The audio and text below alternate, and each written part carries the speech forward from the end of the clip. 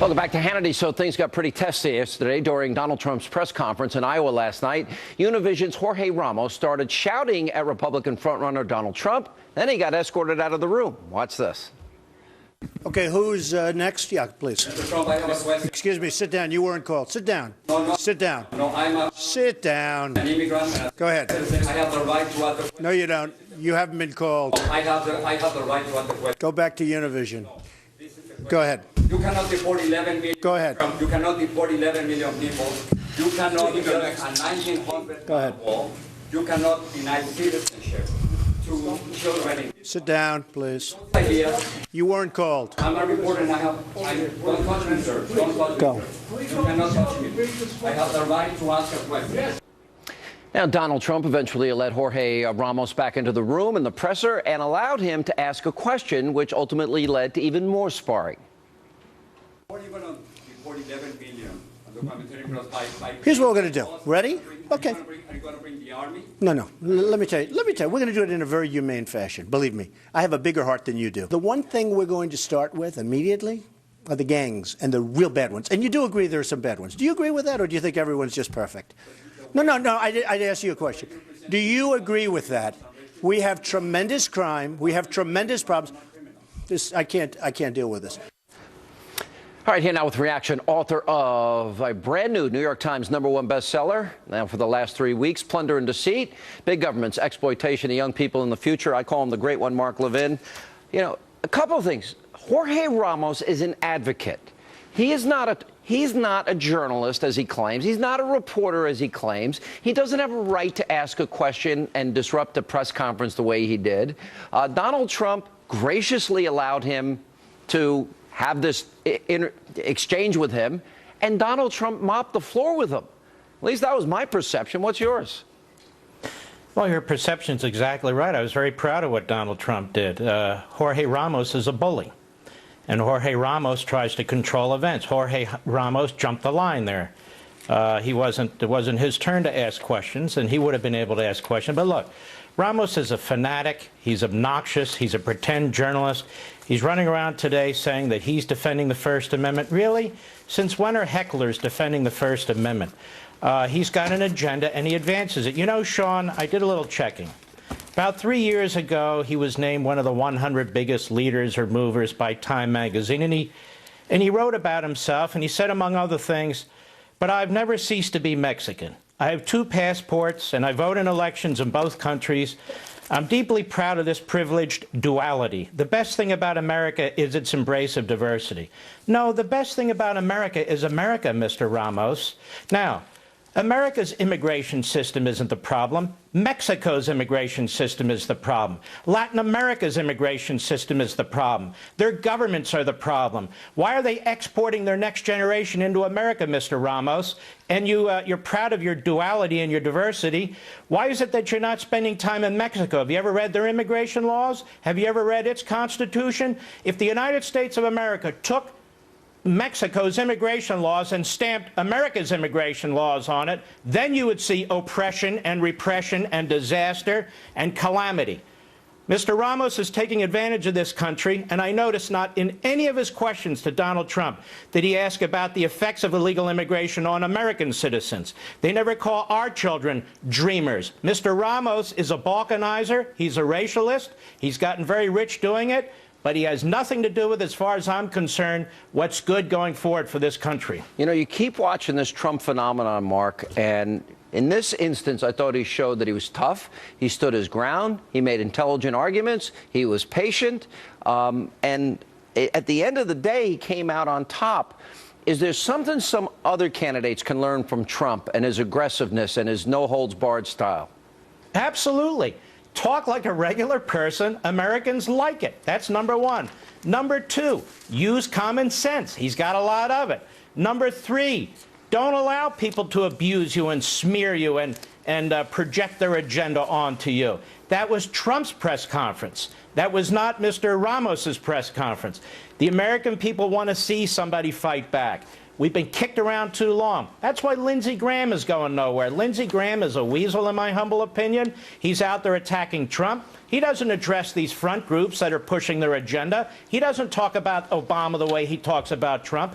I'm not endorsing anybody, as you well know. But the fact of the matter is, I like the way this guy talks. You know, it's interesting to me, and here's my prediction. I think the so-called establishment, I think they're going to eventually rally around one establishment candidate and hope that the conservative voters splinter off into different candidates. And ultimately, they will plot, they will plan, they will scheme to destroy the conservative in this race. Now, we could look at Thad Cochran and that whole issue that took place in Mississippi. You had leaders of the House and Senate bragging about the 2014 elections and how they beat the Tea Party. Who do you think wins this battle in the end? Well, we better win the battle, or we're going to lose the country. The Republican establishment, other than 2 terms of Ronald Reagan, has had its way with the Republican Party. Look, the Republican Party, I'm a member. It doesn't represent me. I don't know what it represents. It doesn't know what it represents. Look, a few years ago, we had another guy stand up who was courageous, who was fresh. Ted Cruz in the United States Senate 2 years ago. He said, okay, we campaigned to defund Obamacare, then let's do it. And what happened? He was slammed. He was smeared by the Republican establishment, by so-called leaders in Congress, by their surrogates in the media. If it wasn't Trump, it would be Cruz they attacked. If it wasn't Cruz, it would be Walker. It would be somebody else. We know who they want. And the guy that they want is not the guy that's going to be the person who I think can get elected president of the United States. He doesn't even act like Jeb, like he wants to be president. He seems to go through the motions. He talks into his chest. I don't know where the guy is going. So you got Trump, you got Cruz, you got Walker, you have Ben Carson, 4 insurgent candidates that are doing pretty well by every objective standard if you put their numbers together. So what is the strategy that'll be employed by the big money, for example, that part of the Republican Party that doesn't want to build the wall because they want cheap labor? So what is their strategy to defeat the insurgency? By the way, you know, it's amazing to me. Barack Obama goes on, he comes into the presidency, he talks about, these jobs he's going to create, and infrastructure, and they blow $800 billion. We have nothing to show for it. So now we want to build a wall on the southern border to protect America's sovereignty, to protect us from drug cartels, to protect us from terrorists and so forth, so we can actually manage a legal immigration system. And what do they say? It's too expensive. It's too complicated. The American people are sick of this. As for the Republican establishment, I detest them more than I detest the Democrats, and I'm going to tell you why. If they had had their way, Ronald Reagan would never have been president. He would never have had a chance to win 2 massive landslides. We have got to bust through this Republican establishment, their donors, their consultants, their media surrogates. We're going to have to bust through them to give people an opportunity to actually vote for a conservative for president of the United States. And if you're under 45, I've said this many times, you've never had the chance. It's inspiring. It's invigorating. It's exciting. We need to have the difference between a conservative, a principled, articulate conservative, and one of the left-wing kooks who's running in the Democrat Party. Let me go back to the immigration debate, and this came up between Jorge Ramos and Trump last night, and that is the 14th Amendment. We had you on last week. You talked about the author of the 14th Amendment. Every year, between 350,000 and 400,000 children are born to illegal alien mothers residing in the U.S. Of that number, 71% of these households with children receive some sort of government welfare, compared with 39% of households consisting of native-born Americans. So my question to you is, all these people that are on television saying that the 14th Amendment, that you can't do anything. If you're born in America, even though your mother's not a citizen, the 14th Amendment guarantees citizenship. Your answer is? Show me one participant in writing the 14th Amendment who took that position. In fact, the primary author took the opposite position. No foreigners and no aliens. That's number one. Number two, show me one delegate to any state convention ratifying the 14th Amendment that said that. They can't find one. Article 1, Section 8. They act like liberals pouring through Supreme Court cases. What's that? And don't forget Article 1, Section 8. Congress has the authority to make laws regarding immigration. Well, not only that, I think now Barack Obama has shown the next conservative president the way.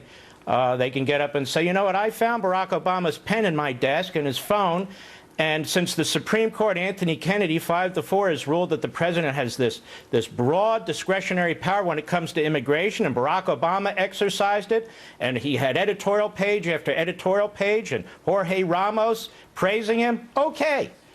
I've got a pen, and I've got a phone, and now I've decided under the 14th Amendment we're going to read it the way it reads, and we're going to say no birthright citizenship for illegal aliens. All right. Thank you. Thank you. Congratulations. Number one, plunder and deceit on the New York Times bestseller list. Thank you, Mark.